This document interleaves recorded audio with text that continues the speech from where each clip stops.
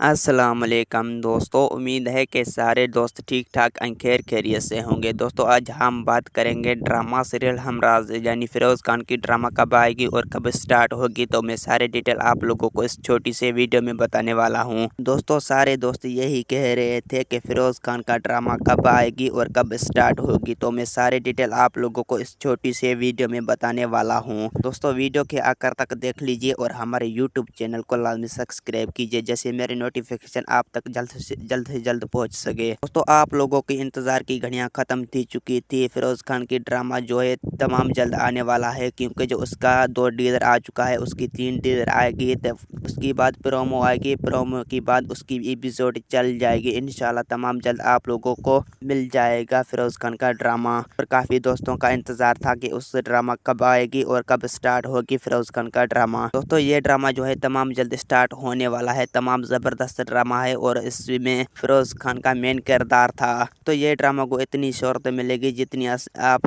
सोच भी नहीं सकते।